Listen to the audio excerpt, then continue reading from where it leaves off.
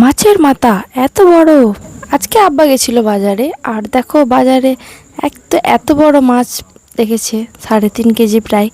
তো আব্বা আর লোভ না সামলাতে পারে বাড়ি নিয়ে চলে এসেছে। তো দেখো এত বড় মাছটা ছিল যে আব্বা একাও কাটতে পারছিল না, আমার বড় আবার সাহায্য করছিল। তো তারপরে যাই হোক কাটা হলো।